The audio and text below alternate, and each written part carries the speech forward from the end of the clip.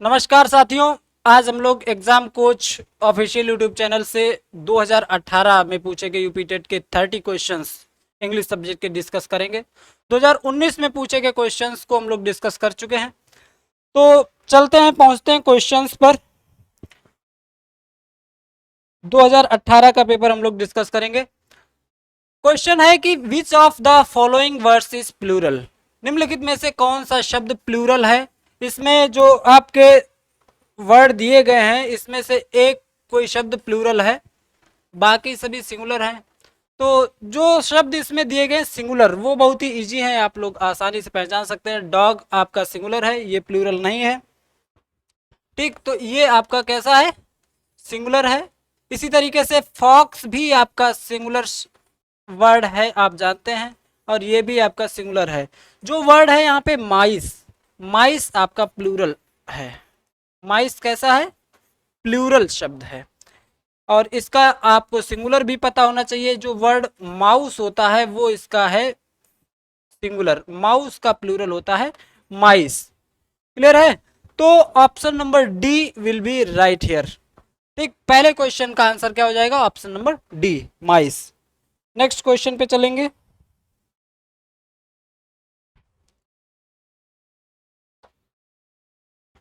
Next question है which of the following words is regarded as singular. पहले question में आपको प्लूरल देखना था और इसमें आपको देखना है सिंगुलर। सिंगुलर कौन सा शब्द है, देखते हैं। डॉग तो सिंगुलर है इसमें, कैट्स प्लूरल है, कार्स भी प्लूरल है, लेकिन यहाँ पे जो डॉग है इसमें एस लगा था, ये बाई मिस्टेक एस इसमें नहीं है। तो अब आपको समझना है डॉग्स, अब आपका ये कैसा हो गया, प्लूरल हो गया, प्लूरल हो गया। इसी तरीके से कैट्स भी आपको दिख रहा है कि प्लूरल शब्द है, और कार्स में भी यस लगा है, तो ये भी आपका प्लूरल वर्ड हो गया। अब बचा आपका mathematics. Mathematics as a subject ये क्या है, सिंगुलर होता है, इसमें एस जरूर लगा होता है, लेकिन मैथमेटिक्स क्या है, एक सब्जेक्ट है यहाँ पर, और इसे हम लोग क्या मानते हैं, मैथमेटिक्स है, पॉलिटिक्स है, इस टाइप के जो वर्ड हैं, कुछ सब्जेक्ट होते हैं, वो हम सिंगुलर तरीके से कंसीडर करते हैं इन्हें। ठीक है, तो सिंगुलर हो जाएगा आपका। तो क्वेश्चन नंबर 2 का जो ऑप्शन बी है that will be your answer. अगले क्वेश्चन पे चलेंगे। विच of the following sentence is in active voice. आपको पहचानना है यहाँ पे वॉइस, कौन सा सेंटेंस इसमें आपका एक्टिव वॉइस में है। वॉइस बहुत ही इंपॉर्टेंट टॉपिक है, इसमें एक्टिव से पैसिव में कैसे ट्रांसफॉर्म करते हैं और पैसिव से एक्टिव कैसे बनाते हैं, और कौन सा सेंटेंस एक्टिव में है या पैसिव में है, ये पहचानना बहुत जरूरी होता है, ये इंपॉर्टेंट टॉपिक है। तो एक्टिव वॉइस का सेंटेंस कौन सा है वो आपको बताना है। He was asked to keep quiet. 2019 का पेपर जब हम लोगों ने डिस्कस किया था तो वहां पर हमने बताया था कि पैसिव वॉइस की क्या पहचान होती है ना। जिस सेंटेंस में कई बार बाई नहीं लगा होता है तो वो सेंटेंस भी पैसिव हो सकता है, लेकिन उसे कैसे पहचानेंगे, उसके लिए मैंने आपको बहुत ही सिंपल सी ट्रिक बताई थी, सिंपल सा तरीका बताया था कि पैसिव सेंटेंस होने के लिए दो शर्तें जरूरी हैं। सबसे पहले तो बी का कोई एक रूप हो, बी का कोई फॉर्म हो, और प्लस वर्ब की थर्ड फॉर्म हो। ये दो शर्तें पूरी होनी चाहिए, बी का कोई ना कोई रूप होना चाहिए और वर्ब की थर्ड फॉर्म जरूरी है। बी का रूप क्या क्या हो सकता है, बी का आप बी हो सकता है, वाज भी हो सकता है, बीन हो सकता है, बीइंग हो सकता है, इज हो सकता है, टू बी हो सकता है, और इसी तरीके से वर हो सकता है, या इसके अलावा एम या आर भी हो सकता है। ठीक है, तो ये सभी क्या है, ये सब बी के रूप हैं। बी के इतने रूप हैं, इसमें से कोई एक शब्द आपको जरूर मिल जाएगा, और इसके बाद में दूसरी कंडीशन वर्ब की थर्ड फॉर्म भी होनी चाहिए। तो जहां पे ये दोनों कंडीशन फॉलो हो जाएंगी तो समझ लेना कि वो सेंटेंस हमेशा पैसिव होगा। चलो देखते हैं इसमें पैसिव कौन सा और एक्टिव कौन सा। ही वाज आस्क्ड, देखिए वाज है, वी का फॉर्म है, वी का रूप है वाज, और आस्क्ड वर्ब की थर्ड फॉर्म है, इसलिए ये कैसा हो जाएगा, ये आपका पैसिव है। ये सेंटेंस कैसा है, पैसिव। इसी तरीके से अ हाउस वाज व्हाट, देखो वाज क्या है, वी का रूप है और व्हाट वर्ब की थर्ड फॉर्म है, तो इस तरीके से ये भी हो जाएगा आपका पैसिव। इसी तरह से I requested him to come in time, I requested him, मैंने उससे रिक्वेस्ट की, आई है रिक्वेस्टेड सेकेंड फॉर्म हो गया, यहाँ पे देखो क्या है, थर्ड फॉर्म कहीं पे है नहीं, बी का रूप कहीं पे है नहीं, आई रिक्वेस्टेड हिम का मतलब सीधा पास्ट इंडेफिनिट का सेंटेंस, मैंने उससे रिक्वेस्ट की, ठीक है। ही वाज हिट, देखिए वाज क्या है, वर्ब की वाज वी का एक रूप है और हिट वर्ब की थर्ड फॉर्म है, तो यहाँ पर भी वी प्लस वर्ब की थर्ड फॉर्म आ रही है, यानी ये सेंटेंस भी आपका पैसिव सेंटेंस है, ठीक है। तो जो एक्टिव है वो आपका है थर्ड वाला, ठीक है, I requested him to come in time, यानी option number C will be your answer. Answer number C जो है, ऑप्शन सी ही आपका एक्टिव वॉइस में है, बाकी सभी पैसिव हैं। क्लियर है, अगले क्वेश्चन पे चलेंगे। अगला क्वेश्चन है which of the following sentences is in passive voice, पहले आपको एक्टिव पहचानना था और अब आपको पहचानना है पैसिव वॉइस। पैसिव समझते हैं, पैसिव कौन सा है, अब पैसिव की पहचान आपको पता ही है, पैसिव पहचानने के लिए सबसे अच्छा तरीका है कहीं ना कहीं सेंटेंस में बी होना चाहिए और वर्ब की थर्ड फॉर्म होनी चाहिए। क्लियर, चलो देखते हैं। Please mind your business, please mind your business, passive पहचानना है। देखो यहाँ पे प्लीज दिया है, माइंड वर्ब तो दिया है, लेकिन ये वर्ब की थर्ड फॉर्म नहीं है, वर्ब की फर्स्ट फॉर्म है माइंड योर बिजनेस, तो ये पैसिव हो ही नहीं सकता, एक्टिव है। आई केप्ट, आई के बाद में सेकेंड फॉर्म है वर्ब की, यानी थर्ड फॉर्म ही नहीं है, तो ये पैसिव हो ही नहीं सकता। ही वाज असिस्टेड, वाज और असिस्टेड, देखिए क्या है, वाज के बाद अगर ये वाज कंटिन्यूटी शो कर रहा होता तो वाज के बाद में फर्स्ट फॉर्म आती वर्ब की और उसमें आईएनजी लगा होता, लेकिन यहाँ पे क्या है, असिस्टेड है, यानी वी का एक रूप है यहाँ पे वाज और वर्ब की थर्ड फॉर्म है असिस्टेड, तो ये हो गया आपका पैसिव वॉइस। बिल्कुल ज्यादा सोचने की जरूरत ही नहीं है, आराम से आप पहचान सकेंगे ये सेंटेंस कैसा हो गया, पैसिव, और आपको पैसिव सेंटेंस को ही चूज करना था। दे केम लेट, दे सब्जेक्ट हो गया, केम यानी कम की सेकेंड फॉर्म, वर्ब की सेकेंड फॉर्म है तो पैसिव हो ही नहीं सकता, क्योंकि पैसिव होने के लिए वर्ब की थर्ड फॉर्म सबसे ज्यादा इंपॉर्टेंट है, तो option number C will be your active voice, ठीक, यानी क्वेश्चन नंबर 4 का ऑप्शन नंबर सी आपका आंसर है। बढ़ते हैं अगले क्वेश्चन पर। अगला क्वेश्चन है that is the man the police was seeking, that is the man the police was seeking, ये वही व्यक्ति है जिसकी पुलिस तलाश कर रही थी या सीख रही थी, ढूंढ रही थी, खोज रही थी। In the above sentence what is the status of the two Das, कह रहा है कि इस सेंटेंस में दो जगह पर दा का यूज हुआ है, दो जगह पर दा का यूज हुआ है, इसमें ये जो दोनों दा हैं इनका स्टेटस क्या है, इनकी स्थिति क्या है, तो आपको पता है कि दा वर्ब तो कभी हो ही नहीं सकते, दा क्रिया तो है नहीं, दा नाउन भी नहीं होता है, और दा यहाँ पे कंजंक्शन भी नहीं है, दा आर्टिकल होता है, और वैसे भी आर्टिकल दो ही प्रकार के होते हैं, एक तो आपका होता है इनडेफिनिट आर्टिकल, इनडेफिनिट आर्टिकल,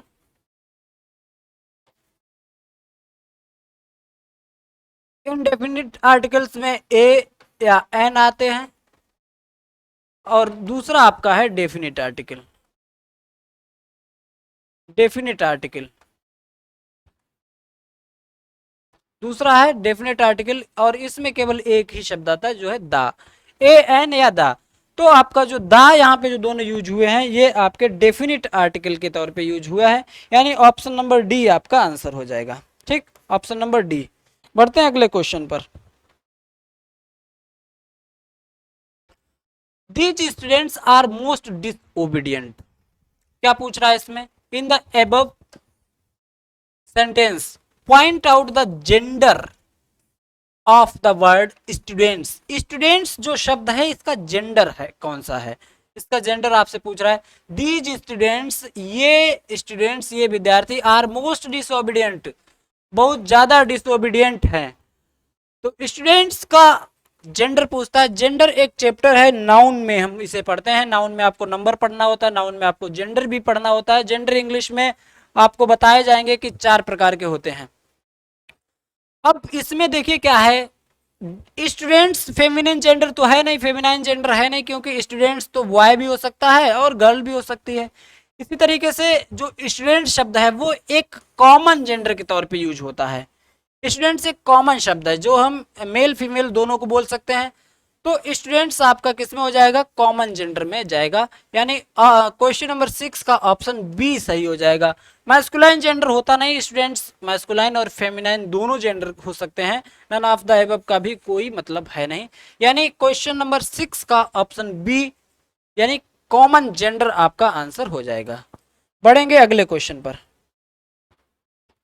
अगला क्वेश्चन क्या है, in the sentence he was going along the road, he was going along the road, in the sentence he was going along the road, point out the tense। Tense आपको पहचानना बहुत easy question है। He was going along the road, वो road के किनारे किनारे जा रही थी, जा रहा था। तो पॉइंट आउट द टेंस, इसमें आपको टेंस पहचानना है। प्रेजेंट परफेक्ट है, प्रेजेंट परफेक्ट अगर होता तो हैज या हैव के बाद में वर्ब की थर्ड फॉर्म जरूर होती है, ऐसा कुछ है नहीं, क्योंकि यहाँ पे दिया गया वाज और इसमें दिया गया आईएनजी, यानी कंटिन्यूटी शो कर रहा है। आईएनजी क्या कर रहा है, कंटिन्यूटी शो कर रहा है। ये तो ये किसी भी टेंस का हो, ये है कॉन्टिन्यूस टेंस, किसी भी टेंस का हो ये है कंटिन्यूस। और अगर वाज दिया है तो ये पास्ट का ही हो सकता है। तो पास्ट कंटिन्यूस कहीं पे मिल जाए आपके ऑप्शन में तो सही हो जाएगा। पास्ट कंटिन्यूस है option number C. Past perfect भी नहीं है, क्योंकि पास्ट परफेक्ट होता तो हैड के साथ में वर्ब की थर्ड फॉर्म होती। पास्ट परफेक्ट में आपको हैड प्लस वर्ब की थर्ड फॉर्म देखने को मिल जाती है। इसी तरीके से फ्यूचर इंडेफिनिट हो अगर होता तो विल या शैल का यूज किया गया होता, यहाँ पर विल या शैल का यूज जरूर होता। तो आपका ये सेंटेंस है पास्ट कंटिन्यूअस का। बढ़ेंगे अगले क्वेश्चन पर। लैंग्वेज लर्निंग स्टार्ट्स फ्रॉम, बहुत ही सिंपल क्वेश्चन है। Language learning starts from, language की लर्निंग कहाँ से स्टार्ट होती है, लैंग्वेज लर्न करने की स्टार्टिंग कहाँ से। सबसे पहला क्या काम है, राइटिंग, यानी बच्चा लिखना सीखता है सबसे पहले लैंग्वेज सीखने के लिए, या रीड करना सीखता है, या लिसनिंग पहले होती है, या स्पीकिंग सबसे पहले होती है। तो दोस्तों इसका एक बहुत ही अच्छा क्रम है जो आपको हमेशा याद रखना पड़ेगा, और वो उसमें कोई बदलाव भी नहीं कभी होता। तो इसे शॉर्ट में कहते हैं LSR, इस तरीके से देखेंगे LSRW, ये इसका क्रम होता है। L का मतलब है लिसनिंग,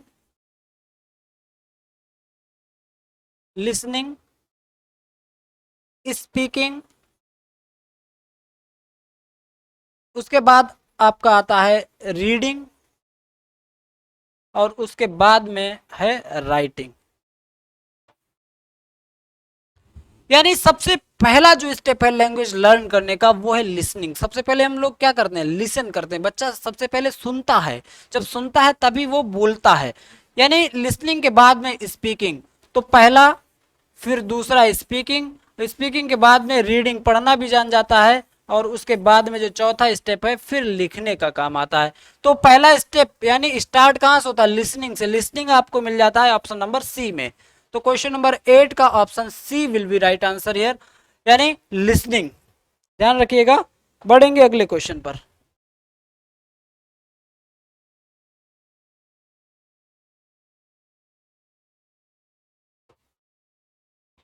अगला question, what is the main purpose of poetry recitation in a language classroom. Poetry पढ़ने का एक निश्चित उद्देश्य होता है। कोई भी चीज हम पढ़ते हैं या पढ़ाते हैं वो हर समय हर बार वो पर्पसफुल होता है, हर काम का एक पर्पस होता है। इसी तरीके से पोएट्री यानी जो काव्य पढ़ाया जाता है इसका भी एक पर्पस होता है, इसका भी एक उद्देश्य होता है। वो पोएट्री को रिसाइट करते हैं, उच्चारित करके बच्चों को क्लास में सुनाते हैं, उनसे पढ़वाते हैं। तो इसका क्या उद्देश्य होता है लैंग्वेज क्लासरूम में, भाषा की कक्षा में, इसका उद्देश्य क्या होता है, to know the historical background of the poem. Poem का हिस्टोरिकल बैकग्राउंड इससे पता चलता है। ये बिल्कुल गलत ऑप्शन है, क्योंकि अगर हमें हिस्टोरिकल बैकग्राउंड अगर पढ़ना है तो हम हिस्ट्री को पढ़ेंगे ना, क्यों कविताओं की जरूरत है क्या लैंग्वेज क्लासरूम में। To enjoy and appreciate the poem, बहुत अच्छा आंसर लग रहा है ये, इसे साइड में रखेंगे, फिर देखते हैं और ऑप्शन को। To give their opinion about poem. बच्चों को कोई भी पोएम क्लासरूम में इसलिए पढ़ाते हैं कि बच्चे उस पर अपनी ओपिनियन दे पाए, अपने विचार साझा कर पाए। ये ऑप्शन भी गलत है, क्योंकि अगर हम विचार साझा कराने के लिए बच्चों को किसी एक्सकर्जन पे ले जा सकते हैं, किसी टूर पे ले जा सकते हैं, कहीं भ्रमण करा सकते हैं, तो बच्चों से उस पर क्वेश्चन करा सकते हैं। To become aware of the poet and his her work. बच्चों को पोएट यानी कवियों के बारे में अवेयर करने के लिए और कवियों के जो वर्क हैं, जो कविताएं हैं, उनके बारे में जानकारी मिल सके बच्चों को, इसलिए पढ़ाते हैं। तो ये भी ऑप्शन अच्छा नहीं है। जो बिल्कुल सही ऑप्शन है, पोएट्री का उद्देश्य होता है टू एंजॉय। पोएट्री इसलिए पढ़ाई जाती है कि बच्चे आनंदित हों, उससे आनंद लें, एंड एप्रिसिएट। और पोएम को कभी पढ़ाया नहीं जाता, कभी रटाया नहीं जाता, उसे कभी समझाया नहीं जाता, उसे एप्रिसिएट किया जाता है। जितना हो सके ज्यादा से ज्यादा अपने शब्दों में उसका एप्रिसिएशन किया जाता है। तो ऑप्शन बी, पोएट्री का जो उद्देश्य है to enjoy and appreciate the poem. जो पोएम है उसे एंजॉय कीजिए, उसे एप्रिसिएट कीजिए। ठीक है, अगले क्वेश्चन पे चलेंगे। अगला क्वेश्चन है fill in the blanks with the correct article. Article chapter से क्वेश्चन है। आर्टिकल बहुत ही इंपॉर्टेंट चैप्टर है, जब हम लोग डिटेल में पढ़ेंगे आर्टिकल को तब समझेंगे। वहां पर क्या है, एस्टरडे आई सा यूरोपियन राइडिंग ऑन एलिफेंट। देखिए क्या है, सभी लोग समझेंगे अच्छे से। एस्टरडे आई सा, अब यहाँ पे क्या होना चाहिए, दांत होगा या ए होगा, या पहले इसको ही विकल्प को भर लेते हैं। यहाँ पर क्या होना चाहिए, इसी को पहले समझ लेते हैं। अब यहाँ पे दिया गया यूरोपियन, तो यूरोपियन अभी कहीं पर इससे पहले कोई बात कही नहीं गई, तो अभी यूरोपियन को डेफिनेट भी नहीं किया गया। जब डेफिनेट नहीं किया गया तो द आर्टिकल तो हो ही नहीं सकता। यहाँ पे आएगा ए या एन आएगा। अब आप बताइए कि यूरोपियन में ए आना चाहिए या एन आना चाहिए। तो जहां तक अभी तक क्लास में जो लोग बताया करते हैं वो बताते हैं कि यूरोपियन में ई से शुरुआत है यूरोपियन की, यानी वॉवेल से शुरुआत है, तो इसके साथ एन आना चाहिए। और अगर एन लगा देंगे तो ये हो जाएगा गलत, क्योंकि यूरोपियन का जो उच्चारण है वो कॉन्सोनेंट का है। हिंदी के भी हिसाब से देखें तो यूरोपियन में या बनता है, इस तरीके से यूरोप लिखा जाता है, या में बड़ा ऊ की मात्रा लगाते हैं। और या एक कॉन्सोनेंट उच्चारण है, कॉन्सोनेंट जो है साउंड है इसका, इसलिए कॉन्सोनेंट साउंड को ध्यान में रख करके यूरोपियन से पहले लगाएंगे ए। यानी यस्टरडे आई सा अ यूरोपियन, कल मैंने एक यूरोपियन को देखा, राइडिंग जो कि राइड कर रहा था, ऑन एलिफेंट। अब एलिफेंट के लिए आपको एन लगाने की जरूरत है, राइडिंग ऑन एन एलिफेंट। यानी ए पहले ऑप्शन में ए और दूसरे ऑप्शन में एन की जरूरत है आपको। ऑप्शन नंबर बी आपका आंसर हो जाएगा। यहां तक बात क्लियर है। आर्टिकल में कुछ चीजें हैं जो बहुत इंपॉर्टेंट है, उन्हें हम लोग तभी समझ पाएंगे जब डिटेल क्लास लेंगे आर्टिकल की। तो अभी के लिए आपको ध्यान रखना कि यस्टरडे आई सा अ यूरोपियन, यूरोपियन के साथ ए क्यों आया ये आप समझ गए होंगे। Riding on an elephant. बढ़ेंगे अगले क्वेश्चन पर। Choose the correct sentence. अब आपको सही सेंटेंस, ग्रामेटिकली कौन सा सेंटेंस करेक्ट है वो आपको चूज करना है। करेक्ट सेंटेंस को चूज करेंगे। Please describe about the story. देखिए यहाँ पे दो तरीके की फॉल्ट है इस सेंटेंस में। पहले तो आपको करेक्ट सेंटेंस चूज करना है जो ग्रामेटिकल तरीके से करेक्ट हो सकता है, और इसी तरीके से एक चैप्टर होता है इंग्लिश में सुपरफ्लुअस एक्शन। सुपरफ्लुअस का मतलब होता है अनावश्यक, जिसकी जरूरत ही नहीं है वो शब्द भी जहां पे दिया गया है तो वो सुपरफ्लुअस एक्शन में आता है। सुपरफ्लुअस, तो यहाँ पे ये बात भी ध्यान रखनी। Please describe about the story, कृपया स्टोरी के बारे में डिस्क्राइब कीजिए। और ये सेंटेंस हो जाएगा गलत, क्योंकि डिस्क्राइब के साथ में कभी भी अबाउट शब्द का यूज ही नहीं होता है। डिस्क्राइब का मतलब ही होता है के बारे में समझाओ, के बारे में वर्णन करो, के बारे में बताओ। तो डिस्क्राइब के साथ में अबाउट आया, इसलिए ये सेंटेंस हो जाएगा गलत। सही सेंटेंस आपको चूज करना है। प्लीज डिस्क्राइब द स्टोरी, कृपया डिस्क्राइब करो ना इस स्टोरी को, तो ये बिल्कुल सही सेंटेंस है। आगे भी देखते हैं। प्लीज डिस्क्राइब ऑफ, डिस्क्राइब के साथ में किसी भी एक्स्ट्रा प्रीपोजिशन की जरूरत ही नहीं होती कभी भी। Describe to the story, describe के बाद टू आया तो भी गलत, डिस्क्राइब के बाद में ऑफ आया तो भी गलत, डिस्क्राइब के बाद में अबाउट आया तो भी गलत है, यानी डिस्क्राइब के बाद कोई भी प्रीपोजिशन नहीं आएगा, वो सेंटेंस हो जाएगा सही, यानी ऑप्शन नंबर बी आपका आंसर हो जाएगा। अब बढ़ेंगे अगले क्वेश्चन पर। Fill in the blank with correct preposition. फिर से प्रीपोजिशन चैप्टर से क्वेश्चन है, सही प्रीपोजिशन आपको फिल करना है। प्रिजनर वाज, अब प्रिजनर वाज अक्यूज्ड मर्डर। ठीक है, कुछ जो प्रीपोजिशन होते हैं वो बिल्कुल एकदम फिक्स होते हैं कि किसी शब्द के साथ कौन सा प्रीपोजिशन आएगा, ये बात पहले से ही फिक्स होती है। इसी तरीके से एक्यूज्ड जो शब्द है, एक्यूज्ड जो शब्द है ये भी फिक्स्ड प्रीपोजिशन का हिस्सा है, और एक्यूज्ड के साथ में जब भी कभी आपको प्रीपोजिशन देखने को मिलेगा तो उसके साथ हमेशा ऑफ मिलेगा।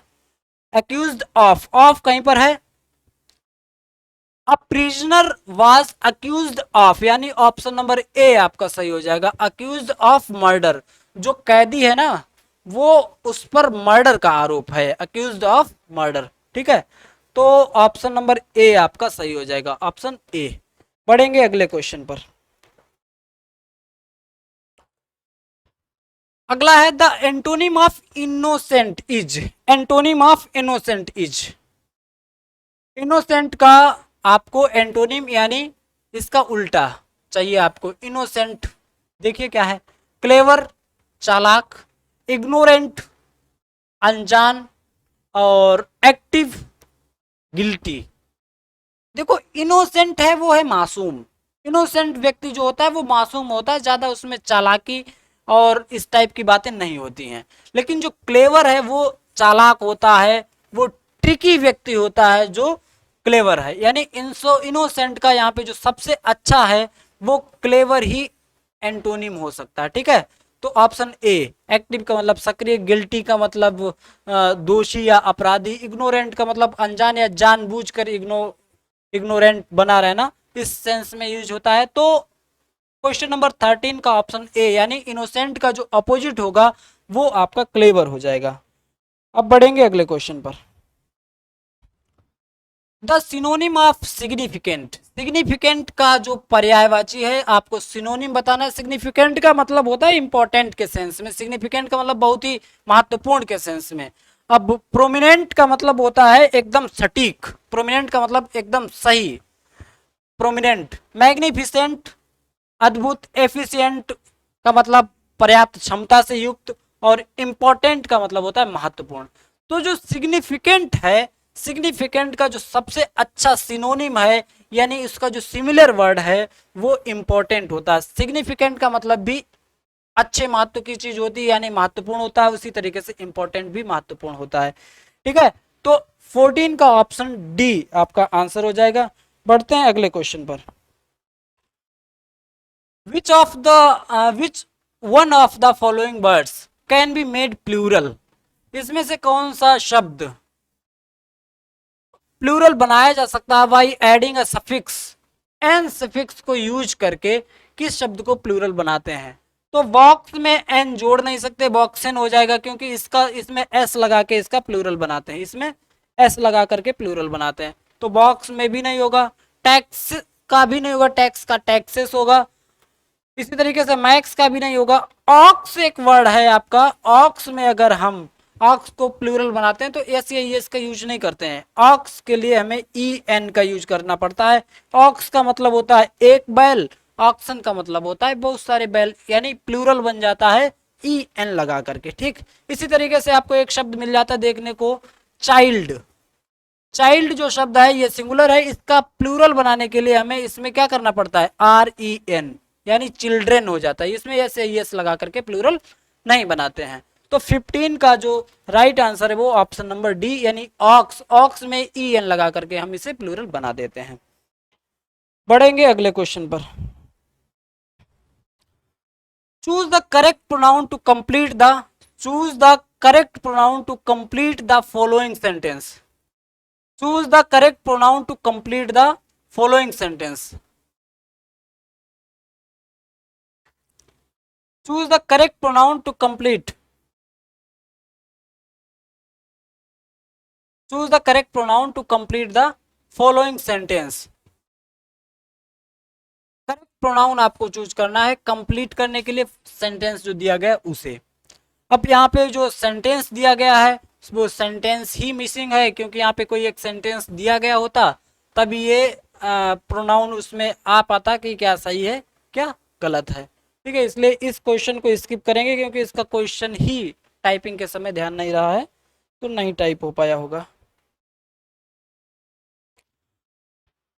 अगला क्वेश्चन है आपका, change the following sentence into passive voice. Following sentence को पैसिव वॉइस में चेंज करना। पैसिव वॉइस में देख लेते हैं क्या है। Have the girls asked this question, यानी पैसिव वॉइस में चेंज करना है इस एक्टिव वॉइस को। Have the girls asked the question. अब देखो सबसे पहले तो जो आपका ऑब्जेक्ट है इसे सब्जेक्ट बनाना पड़ेगा और हैव को क्या करना पड़ेगा, हैव को हमें क्या करना पड़ेगा। अब हैव यहाँ पे गर्ल्स था तो हैव आया जरूरी था, लेकिन यहाँ पे द क्वेश्चन आपका सिंगुलर है तो हैव ना करके यहाँ पे क्या आना चाहिए, हैज दिस क्वेश्चन। इस तरीके से कुछ है क्या, दिस क्वेश्चन वाला गलत हो जाएगा, हैज दिस क्वेश्चन ये सही हो सकता है, हैज दिस क्वेश्चन ये भी सही हो सकता है और हैव दिस क्वेश्चन वाला ये गलत हो जाएगा। ठीक, ये दोनों गलत, ए और डी तो हो ही नहीं सकते, बी और सी में देखना है। हैज दिस क्वेश्चन और हैज के बाद में इसे एक टेंस आगे भी जाना है। यहाँ पे परफेक्ट है हैव द गर्ल्स आस्क्ड, अब हमें इसका परफेक्ट कंटिन्यूअस में पहुंचना पड़ेगा तब इसका पैसिव बन पाएगा। Has this question been asked by the girls, यानी हैज बीन का यूज होगा और यहाँ पे हैज के बाद में सीधे आस्क्ड हो गया, इसलिए ये सेंटेंस भी गलत हो गया और बाकी तो ये पहले से गलत थे ही। तो ऑप्शन नंबर बी आपका आंसर हो जाएगा 17 का बी। क्लियर, बढ़ेंगे अगले क्वेश्चन पे। अगला question, read the passage given below and answer the question that follow. अच्छा ठीक है, इस पैसेज को सबसे पहले तो पढ़ लीजिए, उसके बाद में जो क्वेश्चन दिया है उसे पढ़ते हैं। Which kind of noun is Gangapur. देखो गंगापुर का अगर नाउन ही केवल पूछ रहा है, गंगापुर शब्द को ये किस टाइप के नाउन का हिस्सा है, तो इसे इसका आंसर करने के लिए पैसेज को पढ़ने की कोई जरूरत नहीं है, क्योंकि पैसेज से इसका आंसर बदल तो जाएगा नहीं, क्योंकि जो गंगापुर है वो एक प्रॉपर शब्द है। वो कैसा है, प्रॉपर है। अगर केवल विलेज होता, सिटी होता तो ऐसे शब्द कॉमन नाउन के होते हैं, लेकिन जब किसी का प्रॉपर नाम दिया गया है तो गंगापुर एक गांव का नाम है, इसलिए ये प्रॉपर नाउन का हिस्सा है। यानी प्रॉपर नाउन जहां पे कहीं पे होगा विकल्प में वो आपका हो जाएगा proper noun. Option number D देखो दिया गया है, प्रॉपर नाउन हो जाएगा आपका। क्लियर है, यानी इस क्वेश्चन का, यानी इस क्वेश्चन का जो आंसर है वो option number D, proper noun. ठीक है, प्रॉपर नाउन। बढ़ते हैं अगले क्वेश्चन पर। अगला क्वेश्चन क्या है, फिर से उसी पैसेज को रीड करना है और अब बताना है which part of speech, which part of speech is the word brave. अब इस शब्द को पढ़ने के लिए भी, इस शब्द के आंसर के लिए भी हमें पैसेज पढ़ने की यहाँ पे कोई जरूरत ही नहीं है, क्योंकि हमें पूछा गया है कि which part of speech is the word brave. अब ब्रेव क्या होता है देख लेते हैं, पहले यहां पर भी देख लेते हैं। Brave hearts, brave hearts. अब देखो हार्ट नाउन है और नाउन से पहले जो आता है नाउन की विशेषता बताता है उस शब्द को कहते हैं एडजेक्टिव। तो यहाँ के हिसाब से ब्रेव क्या है, एडजेक्टिव हुआ। और वैसे भी ब्रेव क्या है, बहादुरी है, एक क्वालिटी है। वैसे भी ब्रेव क्या है, एक क्वालिटी है।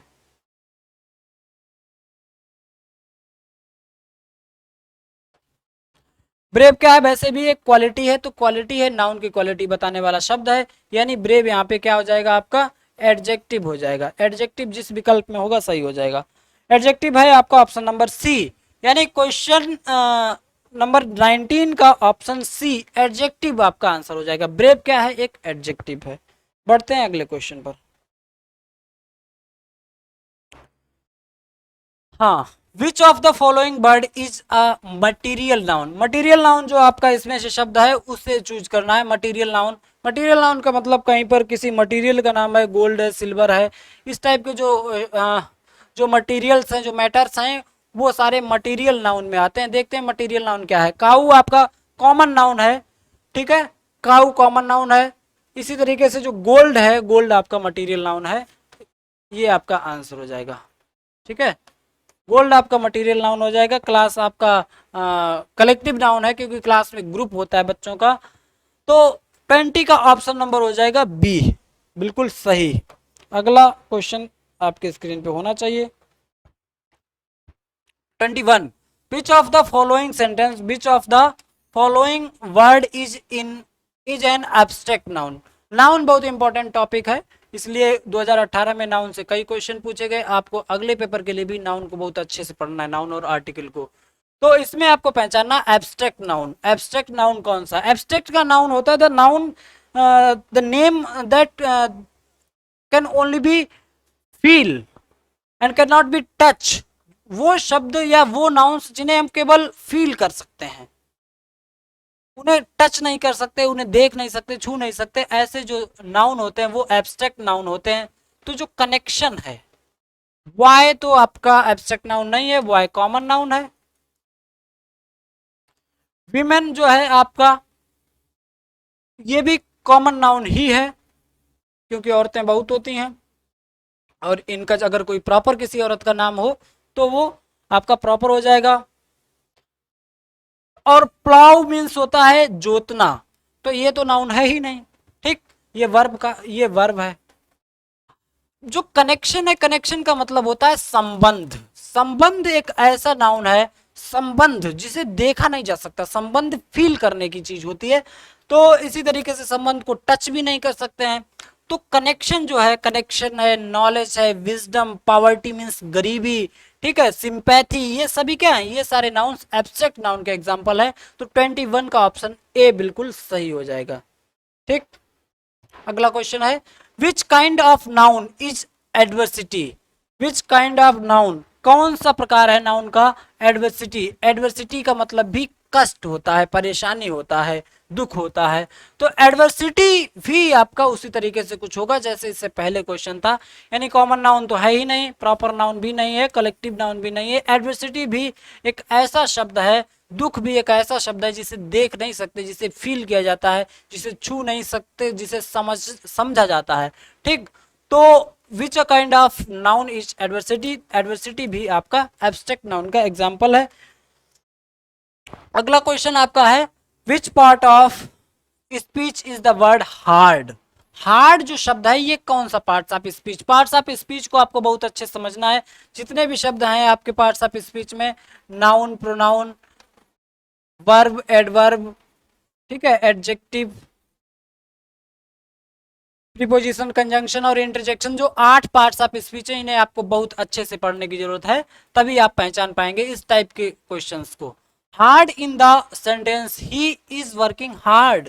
ही इज वर्किंग हार्ड में जो शब्द हार्ड दिया गया है, ये पार्ट्स ऑफ स्पीच के हिसाब से क्या है? नाउन है या प्रोनाउन है, वर्ब है, एडवर्ब है, क्या है? He is working hard. देखिए, जब कोई शब्द नाउन की विशेषता बताता है, जब कोई शब्द नाउन की विशेषता, नाउन से पहले या बाद में आकर के उसकी विशेषता बताता है, तो उसे कहते हैं एडजेक्टिव, नाउन या प्रोनाउन की विशेषता बताने वाले शब्द को। इसी तरीके से जब कोई विशेषता, जब कोई शब्द वर्ब की विशेषता बताता है या एडजेक्टिव की विशेषता बताता है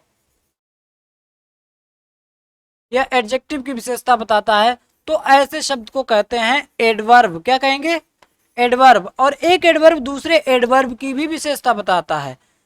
यानी कोई शब्द जब किसी वर्ब की विशेषता बताए, किसी एडजेक्टिव की विशेषता बता रहा हो, किसी एडवर्ब की विशेषता बता रहा हो, तो वो शब्द 100% तरीके से एडवर्ब ही होगा। लेकिन अगर कोई शब्द नाउन और प्रोनाउन की विशेषता बता रहा है, तो वो शब्द 100% तरीके से एडजेक्टिव ही होगा। अब देखिए क्या है, ही इज वर्किंग, वह काम करता है। केवल अगर यहां तक ही सेंटेंस को समझे, ही इज वर्किंग, वो काम कर रहा है, तो इसका भी एक अपना अर्थ है। लेकिन हार्ड का मतलब क्या है? वो कैसे काम कर रहा है। हार्ड का मतलब कठिनाई से नहीं कर रहा है, वो मेहनत से काम कर रहा है। तो काम करने, वर्किंग का मतलब जो उसकी वर्किंग का तरीका है, वर्किंग का वे है, वो कैसा है? वो बहुत मेहनत से काम कर रहा है। यानी वर्किंग जो आपके यहाँ पे वर्ब है, वर्ब की विशेषता, यानी कैसे काम कर रहा है, मेहनत से काम कर रहा है, तो वर्ब की विशेषता बताने वाला शब्द हार्ड यहाँ पर क्या हो जाएगा? ये आपका एडवर्ब हो जाएगा। एडवर्ब कौन सा ऑप्शन है? ऑप्शन नंबर ए में आपका दिया गया है एडवर्ब। यानी 23 का जो सही आंसर है वो है ऑप्शन नंबर ए, एडवर्ब। यहां तक क्लियर है सब? अगला question 24, which of the following sentences has a conjunction, conjunction कौन से सेंटेंस में दिया गया है? चार सेंटेंस दिए गए, इसमें से किसी एक सेंटेंस में एक कंजंक्शन है। शी इज awfully बिजी, वो बहुत ही बिजी है, बहुत ही इतना बिजी है कि वो कुछ भी ध्यान नहीं रख पा रहा है, यानी बहुत ही ज्यादा बिजी स्थिति में है, उसे संभलने का भी मौका नहीं, इस तरीके से बिजी होते हैं, तो शी इज awful बिजी। ठीक, इसी तरीके से बी ऑप्शन है, इसमें भी देखो कहीं पर कोई कंजंक्शन है नहीं, शी आपका प्रोनाउन है, इज वर्ब है, awfully आपका एडवर्ब हो जाएगा, awfully यहाँ पे आपका एडजेक्टिव हो जाएगा, और बिजी चूंकि नाउन है ना, नाउन है तो awfully यानी एडजेक्टिव हो जाएगा। इसी तरीके से I am nobody for you, अब यहाँ पे क्या है, आई एम नोबडी, मैं कुछ भी नहीं हूं, मैं तो कोई हूं ही नहीं, फॉर यू तुम्हारे लिए, तो यहाँ पे फॉर कंजंक्शन नहीं है, ये प्रीपोजिशन है, यू और बाकी सेंटेंस के बीच में संबंध स्थापित कर रहा है, तो वो क्या है आपका प्रीपोजिशन। शी इज पुअर, वो गरीब है, but she is by nature hospitable, लेकिन बाय नेचर वो मेजबानी बहुत अच्छी करती है, यानी खातिरदारी करने में बहुत अच्छी है तो गरीब, बट जो दिया है ये कंजंक्शन यानी कनेक्शन का काम करता है, दो सेंटेंस को जोड़ने का काम जो करता है, दो शब्दों को जोड़ने का काम करे, तो ऐसे शब्द को कंजंक्शन कहते हैं। ठीक है, तो बट आपका कंजंक्शन है। इसमें देख लेते हैं, माई ग्रैंडफादर इज नॉट वेल, मेरे दादाजी वेल का मतलब बहुत अच्छे नहीं, उनकी तबीयत ठीक नहीं है, इस सेंटेंस का अर्थ ये है, तो यहाँ पर भी किसी भी कंजंक्शन का यूज नहीं हुआ है। ऑप्शन नंबर सी यानी 24 का जो ऑप्शन नंबर सी है, इसमें बट कंजंक्शन का यूज हुआ है, यानी यही आपका आंसर हो जाएगा। अगला है, point out the sentence which is in present perfect, present perfect tense, present perfect tense में जो आपका सेंटेंस दिया गया है, इस चार सेंटेंस में से जो भी सेंटेंस प्रेजेंट परफेक्ट का है उसे आपको क्लिक करना है। अब प्रेजेंट परफेक्ट के बारे में अगर आप जानते होंगे तो आपको पता होगा कि प्रेजेंट परफेक्ट का अगर टेंस है तो उसमें हैज या हैव में से कोई एक तो दिया ही होगा, क्योंकि ये उसकी हेल्पिंग वर्ब है, और उसके बाद में परफेक्ट कोई भी हो वर्ब की थर्ड फॉर्म ही आती है, यानी हैज के साथ वर्ब की थर्ड फॉर्म होनी चाहिए तो प्रेजेंट परफेक्ट हो सकता है, या हैव के साथ में वर्ब की थर्ड फॉर्म हो तो प्रेजेंट परफेक्ट होगा। अब देखिए, आई शैल गो, शैल दिया है, गो दिया है, यानी ये फ्यूचर इंडेफिनिट का है, ये हमारे काम का है नहीं। शी इज वेरी इंटेलिजेंट, वो बहुत ही इंटेलिजेंट है, ये सिंपल प्रेजेंट का टेंस है, सिंपल प्रेजेंट का सेंटेंस है। योर सिस्टर विजिटेड अस, आपकी सिस्टर ने विजिट किया यानी हमें देखने आई थी, तो विजिटेड है सेकेंड फॉर्म यानी पास्ट इंडेफिनिट हो गया, ये भी काम का नहीं है। आई हैव, देखो हैव भी दिया है और हैव के बाद में वर्ब की थर्ड फॉर्म भी दी है, यानी यही हो गया, I have finished my work, मैं अपना वर्क जो है फिनिश कर चुका हूं, यानी ये आपका हो जाएगा प्रेजेंट परफेक्ट में, प्रेजेंट टेंस में आपका काम परफेक्ट हो गया है। ठीक, I have finished my work, option number D इसका सही हो जाएगा। अगला question, which of the following sentences has a transitive verb, transitive verb को पहचानना है, ट्रांजिटिव वर्ब कौन सी है इसमें से, ट्रांजिटिव वर्ब पहचाननी है। देखो ट्रांजिटिव वर्ब अगर कोई है, ट्रांजिटिव वर्ब पहचानने के लिए किसी सेंटेंस में कोई वर्ब ट्रांजिटिव है या इनट्रांजिटिव है, इस बात को पहचानने के लिए ये देखना है कि अगर वर्ब के बाद में कोई ऑब्जेक्ट दिया गया है, किसी वर्ब के बाद में ऑब्जेक्ट दिया गया है, तो वर्ब, तो वो वर्ब हमेशा कैसी होगी, ट्रांजिटिव होगी। अगर किसी वर्ब के बाद में ऑब्जेक्ट दिया गया है तो वो वर्ब कैसी होगी, ट्रांजिटिव होगी।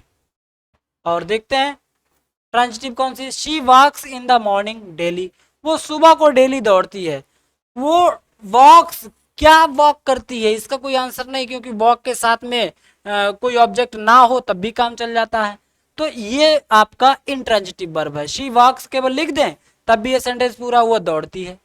ठीक, लेकिन जो ट्रांजिटिव वर्ब होगी उसमें वर्ब के बाद में ऑब्जेक्ट आना जरूरी होता है, और ऑब्जेक्ट का पता कैसे चलता है, हम वर्ब के बाद में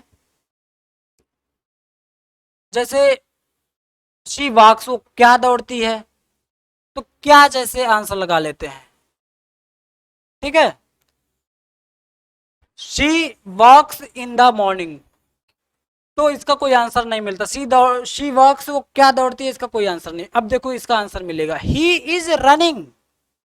क्या और किसको, मान लो दो शब्द हैं, क्या और किसको हिंदी में लगा के देख लें वर्ब के पहले और उसका आंसर मिल जाता है तो समझ लो उस सेंटेंस में ऑब्जेक्ट है। अगर ईद का आंसर नहीं मिलता तो सेंटेंस कितना भी लंबा हो उसमें ऑब्जेक्ट नहीं होता। जैसे शी बाक्स, वो दौड़ती है, वो क्या दौड़ती है, मॉर्निंग में दौड़ती है, इसका आंसर है ही नहीं।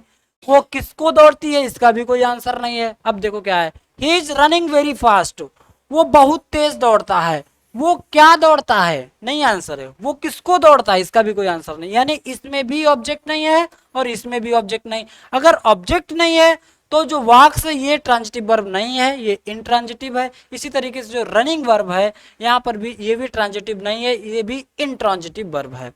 शी राइट्स वेल, वो अच्छा लिखती है। वो क्या लिखती है, क्या लिखती है, अच्छा लिखती है, क्वालिटी नहीं। वो क्वालिटी तो कैसे पूछेंगे, अगर कैसे पूछें सी राइट्स वेल, वो कैसा लिखती है तो उसका आंसर होगा कि वेल, यानी अच्छा लिखती है। लेकिन वो क्या लिखती है कुछ पता तो चले, एक बुक लिख रही है कि पत्र लिख रही है, क्या लिख रही है। अगर इसका कोई आंसर नहीं है तो इसका मतलब इस सेंटेंस में भी कोई ऑब्जेक्ट नहीं है, और ऑब्जेक्ट नहीं है तो वर्ब ट्रांजिटिव नहीं है। इसी तरीके से आई किल्ड आई स्नेक, मैंने मार दिया। आई किल्ड, मैंने मार दिया। क्या, क्या मार दिया, मैंने कहा था क्या लगा के देख लो, क्या मार दिया, तो इसका आंसर मिल रहा है स्नेक मार दिया, सांप को मार दिया लास्ट नाइट। ठीक है, तो इसका मतलब किल्ड के साथ में ऑब्जेक्ट भी दिया गया है, और जब किसी वर्ब के साथ में ऑब्जेक्ट दिया जाता है तो वो वर्ब ट्रांजिटिव वर्ब होती है। कैसी वर्ब होती है, ट्रांजिटिव वर्ब। तो ट्रांजिटिव वर्ब है आपका ऑप्शन नंबर डी, 27 का option number D. Which of the following sentences is negative, इसमें से कौन सा सेंटेंस नेगेटिव है वो आपको बताना है, नेगेटिव सेंटेंस को पहचानना है। I come from a rich family, मैं एक अच्छे परिवार से आता हूं, तो इसमें कोई नेगेटिविटी नहीं है, यानी ये तो पॉजिटिव है। You can do all this in no time, you can do all this, आप ये सब कर सकते हैं इन नो टाइम का मतलब बहुत ही कम समय में। ये यानी इस सेंटेंस का सेंस ये है आपको ये काम करने में, ये सब करने में बिल्कुल टाइम नहीं लगेगा। ठीक, तो ये भी नेगेटिव नहीं, ये तो पॉजिटिव जैसा लग रहा ना कि आपको कोई भी काम करने में बिल्कुल टाइम ही नहीं लगेगा। तो ये क्या है, पॉजिटिविटी है, यानी आपकी कैपेसिटी अच्छी है, तो ये पॉजिटिव सेंटेंस है। He does not listen to me, उसने, he does not listen to me, वो मुझे नहीं सुनता है, वो मेरी तरफ ध्यान नहीं देता है, इस सेंटेंस का इसमें देखो नेगेटिविटी है। They are very gentleman, they are very gentle people, वो बहुत ही सज्जन लोग हैं, ये भी पॉजिटिव सेंटेंस है, इसमें भी कोई नेगेटिविटी नहीं। ऑप्शन नंबर सी नेगेटिव है, इसमें दिया गया है he does not listen to me, वो मेरी तरफ ध्यान नहीं देता है, वो मुझे नहीं सुनता है, तो ये क्या है आपका, ये नेगेटिव सेंटेंस हो जाता है। ठीक, तो ऑप्शन नंबर सी 28 का सी आंसर हो जाएगा। अगला क्वेश्चन है, which of the following sentence is exclamatory, exclamatory का मतलब विस्मयादिबोधक जो शब्द है आपका, विस्मयादिबोधक शब्द कौन सा है जिसमें विस्मय की बात हो। द सेंटेंस विच डिनोट्स, जो फीलिंग्स हार्ट की होती हैं उन्हें डिनोट करता है, ऐसे सेंटेंस को क्या कहते हैं, एक्सक्लेमेटरी सेंटेंसेस कहते हैं। अब देखो क्या है, what a piece of work is man, what a piece of work is man, क्या आदमी भी क्या चीज है, इस सेंस, इसका सेंस ये है। What do you know about ancient India, what do you know about ancient India, आप प्राचीन भारत के बारे में क्या जानते हैं, ये एक सिंपल बात है, इसमें कोई एक्सक्लेमेशन यानी विस्मय की कोई बात नहीं है। Which is your favourite book, आपकी फेवरेट बुक कौन सी है, ये भी एक सिंपल बात है, इसमें भी कोई एक्सक्लेमेशन नहीं है, कोई ऐसा नहीं, ऐसी कोई विस्मय या आश्चर्य में पढ़ने की कोई बात नहीं है अगर किसी ने ये कह दिया कि आपकी फेवरेट बुक कौन सी है। His cruelty knew no bounds, उसकी क्रुएलिटी जो है नो न्यू नो बाउंड्स, वो इतना क्रूअल है कि वो कोई बाउंडेशन या जो भी सारी चीजें नहीं मानता है, इसका सेंस ये है। तो यहाँ भी कोई विस्मय की बात नहीं, देखो विस्मय की बात कहाँ पे, एक्सक्लेमेशन की बात क्या है, what a piece of work is man, आदमी भी क्या अजीब चीज है, तो इसका यहाँ पे इस तरीके से होना चाहिए था। ठीक, what a piece of of work is man, आदमी भी क्या चीज है, ठीक है। जैसे नहीं कहते हैं व्हाट अ शॉट, क्या शॉट मारा है, व्हाट ए ब्यूटीफुल गर्ल, कितना कितनी सुंदर लड़की है। तो इस तरीके से जो सेंटेंस होता है इससे क्या होता है, जो हार्ट की जो फीलिंग्स है वो निकल के आती हैं, वो सुख की भी हो सकती हैं और दुख की भी हो सकती हैं। तो वो सारी चीजें ही एक्सक्लेमेशन को शो करती हैं, ठीक। तो क्वेश्चन नंबर 29 का ऑप्शन नंबर ए आपका कैसा है, एक्सक्लेमेटरी सेंटेंस है। अगला क्वेश्चन है, लास्ट क्वेश्चन है, point out the complex sentence. इसमें से आपको कॉम्प्लेक्स सेंटेंस को ढूंढना है। They are very wise people, simple sentence है, they are very wise people, ये एकदम सिंपल है, वो बहुत ही बुद्धिमान लोग हैं, सिंपल सेंटेंस है।